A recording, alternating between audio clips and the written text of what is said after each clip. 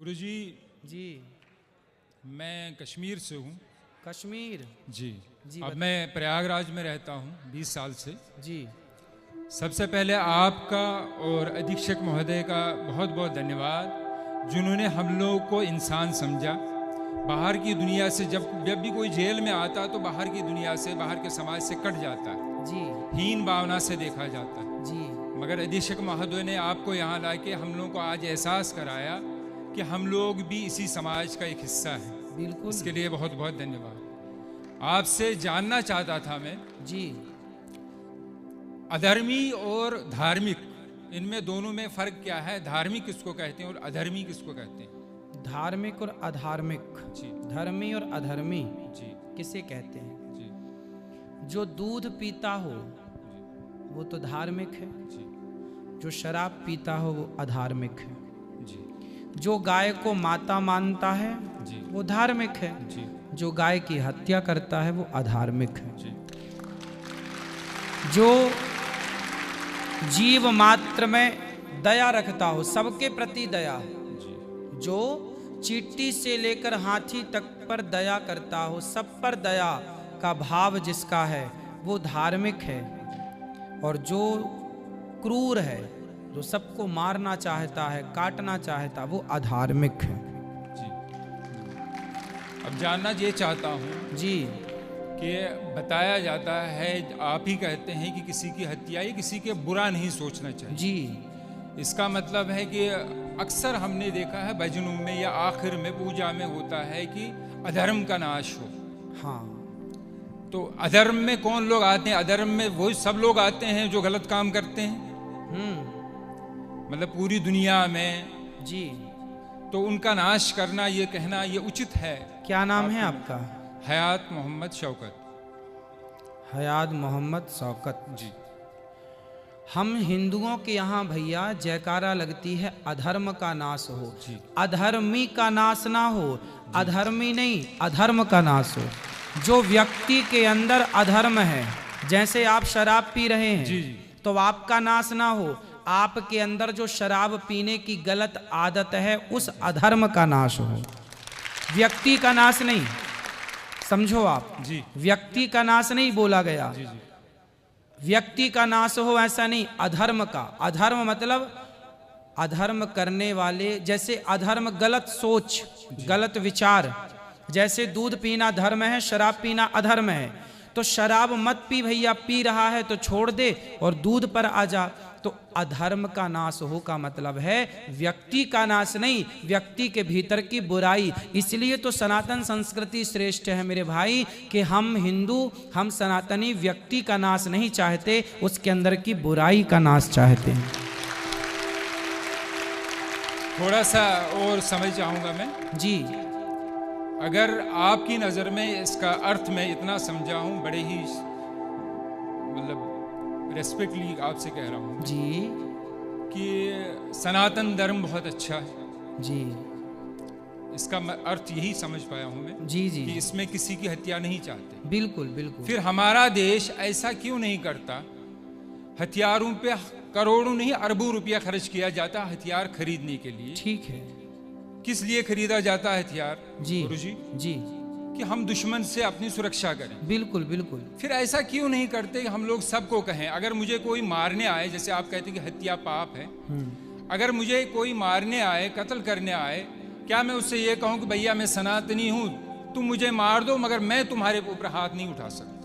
ना, इसकी परिभाषा समझनी पड़ेगी। हमारे हाथ में यदि माला है तो समय आने पर भाला भी हो सकता है। यदि हमारे मन में, देखिए, हमारे हृदय में दया है, हमारे हृदय में दया है, कायरता नहीं है। हम आपको देखेंगे कि आप दया के योग्य हैं तो आप पर दया करेंगे, और यदि देखेंगे कि आप दया के योग्य नहीं हैं तो घर में घुस के हनुमान जी लंका भी जलाते हैं। नहीं, मुझे अभी सवाल करना है।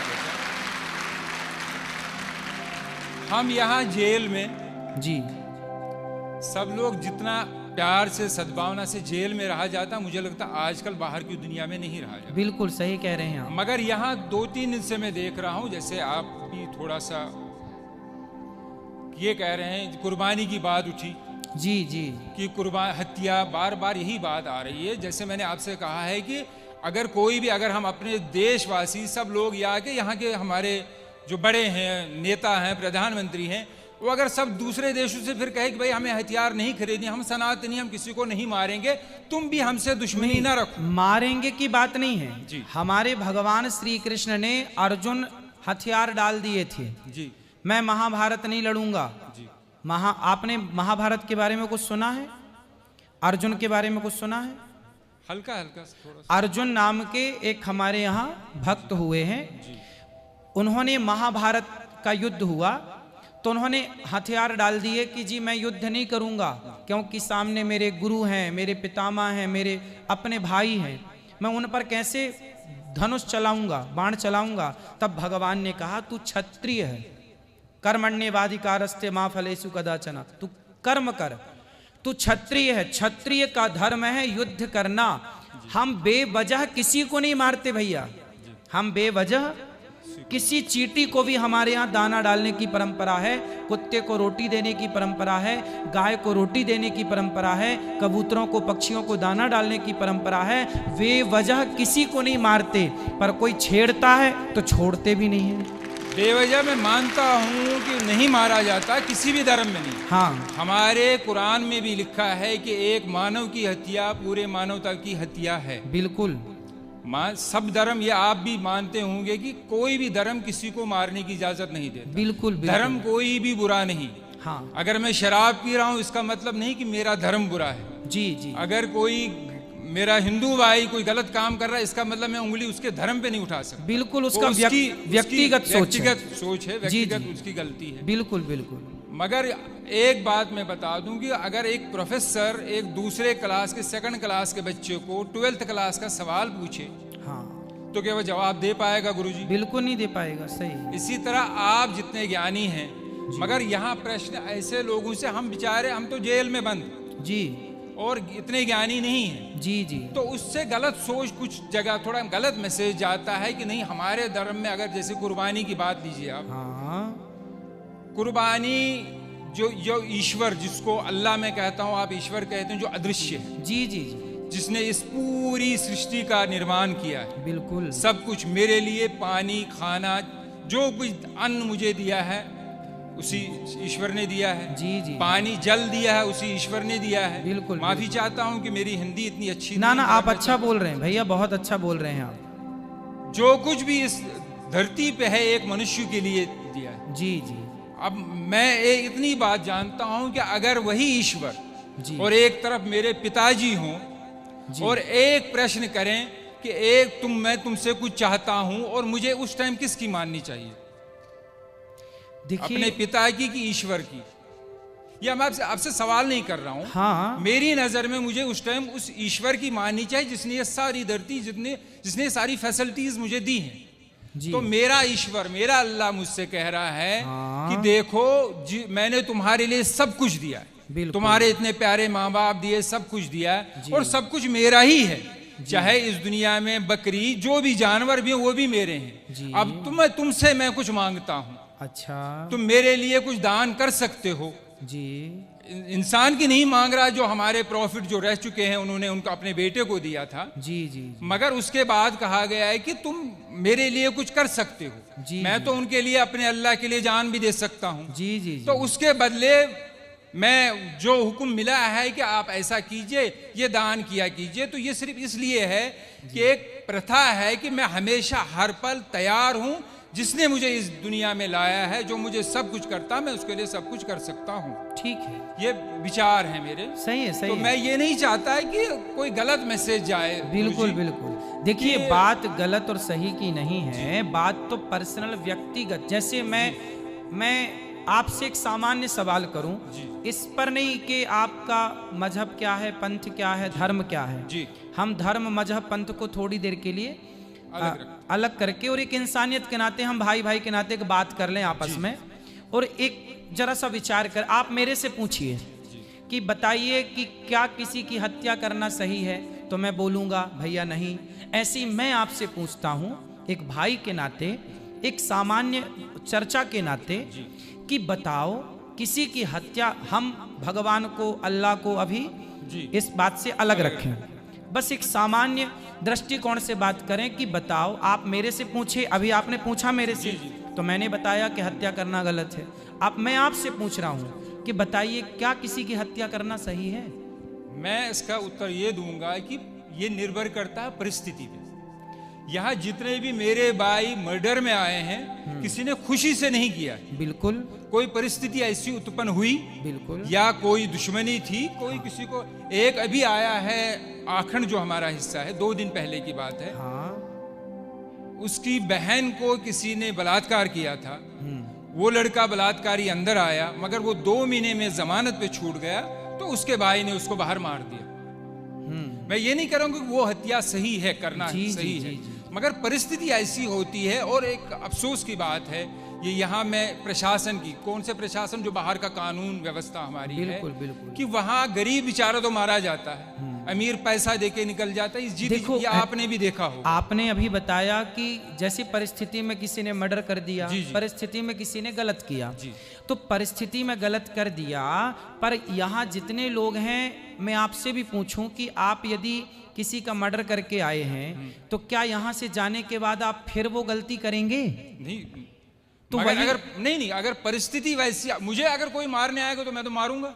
हाँ, लेकिन यूं ही आप तो किसी की चढ़ाई नहीं करेंगे ना। ऐसे तो पागल नहीं है ना कि हम किसी को भी, जैसे कहा बस गया वही कि तो है भैया कि ने कहा मजबूरी कि मैं थी। चींटी को भी पैर मतलब देख के, बिल्कुल फिर बिल्कुल, करोड़ों की कंपनियां ऑल आउट क्यों बेचती है? वो मच्छरों को मारने के लिए दवाई क्यों देती, कॉकरोच को मारने की दवा क्यों देती? जी उस पर बैन लगा दे फिर सरकार, जी, क्योंकि वो तो दवाई बेचती है और करोड़ों रुपए कमाती है फिर कंपनी। तो किसानों को, अगर यही है सनातन धर्म में कि नहीं मारना चाहिए, हाँ। मैं अपने प्रधानमंत्री से अपील करता हूँ, गुजारिश करता हूँ कि ऐसी कंपनियों को बंद कर दो जो इन जीव जंतु के मारने की दवाई देती है। देखो जितने की जरूरत है, अब जैसे हमारे यहाँ 5 जो छोटे छोटे पाप हैं, जैसे हम झाड़ू लगाते हैं तो बहुत सारे चींटियां मर जाती हैं। हम लोग बारिश गर्मियों में घड़ा में पानी भरते हैं तो ठंडक के कारण बहुत सारी चींटियां आती हैं, मर जाती हैं। हम लोग लकड़ी और कंडा समझते हैं, गाय का सूखा गोबर, जी जी, उसको ओपले बोलते हैं। क्या बोलते हैं आप? ओकले। ओपले। जैसे घर में चूल्हा, आजकल तो गैस का जमाना है, आज के 100 साल पहले लोगों की रोटियां घर के चूल्हे पे बनती थी। चूल्हे पर लकड़ी और कंडा, ओपला लगाया जाता था। उस ओपले में बहुत सारे जीव जंतु होते थे कि नहीं? तो वो मारे जाते थे जब हम रोटी बनाते थे। तो ऐसे कुछ सामान्य पाप हैं जो हमसे नित्य होते हैं। जैसे हम चल रहे हैं, चींटियां मर जाती हैं। किसान खेत में चने बोता है, इल्ली लग जाती है तो दवाई का छिड़काव करके इल्लियों को मारना पड़ता है। मारना पड़ता क्योंकि वहां मारने की इच्छा नहीं है, वहां पर मजबूरी है। बात समझ रहे हैं? किसान यदि इल्ली ना मारे तो इल्ली पूरी फसल मार देगी। यदि आप लकड़ी और कंडे की, चींटी और लकड़ी और कंडे के जीवों के लिए सोचें तो आप भूखे मर जाएंगे, रोटी बना ही नहीं पाएंगे। तो जो सामान्य पाप होते हैं आपसे, हमसे, वो जानकर नहीं करते हम, वो मजबूरी है। बात समझ रहे हैं आप? जी जी, वो मजबूरन करना पड़ता है। हम किसी को यूं ही नहीं मारेंगे, मजबूरन हमें, हमारी सेना बंदूक लिए घूम रही है ना, कि मजबूरन जरूरत पड़ने पर अटैक होगा। उसी तरह से हम जानबूझकर किसी को नहीं मारते, मजबूरी पे मारना पड़ता है इल्ली को, मच्छर को, मक्खी को। उसी तरह मजबूरी है तो इनको मारा गया। हम बेवजह नहीं मारते किसी को। बात ये नहीं है कि आप क्यों मारते हैं, बात ये है कि वे वजह क्यों मारते हैं। बस गुरुजी, बात ये है, वे गुरुजी, वजह वही मैं भी कह रहा हूं ना कि ये गलत धारणा है कि हमारे धर्म में शायद किसी को बिला वजह मारा जाता है। जी जी, ऐसी धारणा बाहर न जाए। हर धर्म, कोई भी धर्म नहीं सिखाता। हाँ, बस बात भाई यही है। ताली बजा रहे हैं कि आपकी बात पे सही बात है, मगर किसी भी धर्म में, हमारे धर्म में, अगर ये मुझे एक, जिसको लाइफ साइकिल कहते हैं, जी जी जीवन चक्र, जी, कि ये चीजें हैं। अगर पेड़ काटना भी पाप है, हाँ, मगर रबर, अगर पेड़ ना काटा जाए, रबर ट्री जो होता है, तो गाड़ियों के टायर नहीं बनेंगे। बिल्कुल बिल्कुल, जिस वो आवश्यकता है, जिस गद्दी पे आदमी बैठ, आवश्यकता है, बिल्कुल।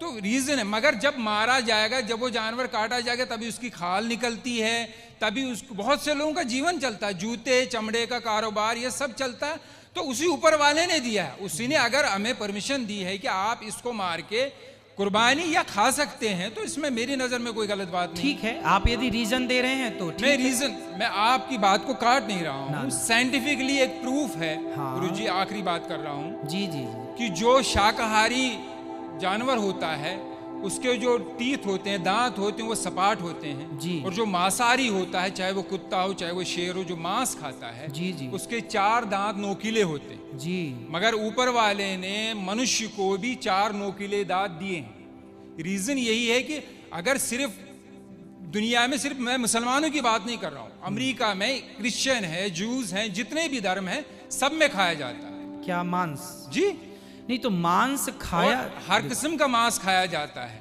मांस खाना सही मानते हैं आप? जब परमिशन, जब मुझे मेरे ईश्वर ने, जिसने मुझे जना है, उसने परमिशन दी है, तो तब हाँ, तो मैं कोई बात माना नहीं आपके हिसाब से सही है, पर हम हिंदुओं के हिसाब से, हम देखो मांसाहारी जो कुत्ता होता है ना, जितने भी मांसाहारी जानवर हैं वो जिह्वा से पानी पीते हैं। कुत्ता चाट कर पानी पीता है, शेर चाट कर पानी, बिल्ली चाट कर। लेकिन जो शाकाहारी जानवर हैं, बकरी है, गाय है, ये होंठों से, मुंह से पानी पीते हैं। अब आप बताइए कि आप मुंह से पानी पीते हैं कि जिह्वा से चाट कर पानी पीते हैं?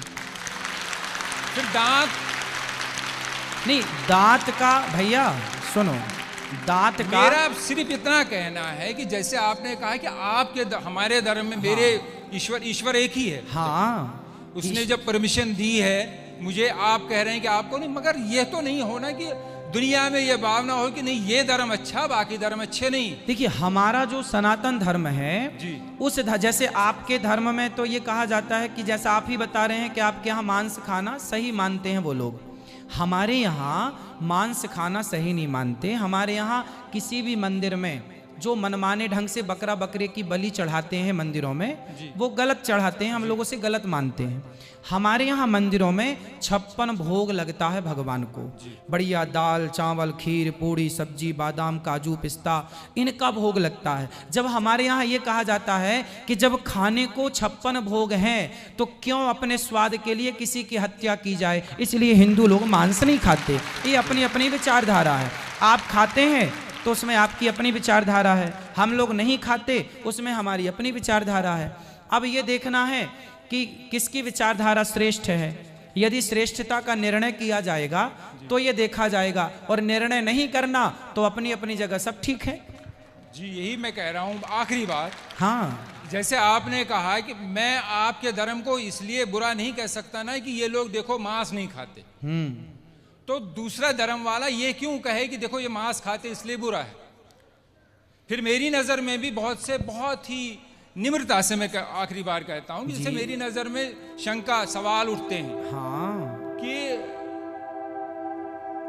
ये शायद मुझे पता चला कि शायद आपने जवाब दिया है जी। हमें बचपन से सिखाया जाता है कि चोरी, मैं सब भाइयों से, कोई मेरे दिल में कोई ऐसी बात नहीं है। नहीं आप बिल्कुल बात करिए भाई की तरह। कोई चोरी 5 पैसे की हो या 5 लाख की चोरी होती है, बचपन से स्कूलों में भी सिखाया बिल्कुल बिल्कुल बिल्कुल। फिर क्यों एक चीज, भगवान कृष्ण जी के बहुत से गुण होंगे, मगर बार बार ये माखन चोर क्यों कहा जाता? हर बच्चा चोरी करता, इसका मतलब ये नहीं कि मेरा बच्चा बचपने में चीनी चुराता था तो मैं उसको बड़ा होके उसकी शादी भी होगी मैं उसको कहूँ ए चीनी चोर, अबे चीनी चोर। सुनिए तो क्या है, ये तो मेरे दिल में अजीब ना आता नहीं, चोर क्यों मैं कहा उत्तर जाता? दे दूं आपको। आपने बोला 5 पैसा चुराए या 5 लाख चुराए, पर भगवान कृष्ण हमारे माखन चुराते हैं। माखन ना 5 पैसा है ना 5 लाख, खाने पीने की चोरी नहीं मानी जाती। वही मैं भी कह रहा हूँ, मगर फिर और हमारे यहाँ भगवान कृष्ण को ना चित्त चोर कहा गया है। क्या कहा गया है? चित्त चोर। चित्त चोर, चित्त मतलब हृदय। माखन चोरी का मतलब है मक्खन के जैसा जिसका मन होगा उस मन रूपी माखन की चोरी कर लेते हैं भगवान। ये मतलब मेरे मन में एक सवाल था कि मतलब अजीब सा लगता था कि ऐसा क्यों कहा जाता। आपने हाँ, उसको स्पष्ट कर दिया। जी बाकी धन्यवाद। खुश। और कोई सवाल हो तो पूछिए आप। अच्छा लग रहा है आपसे बात करके। खुश रहिए।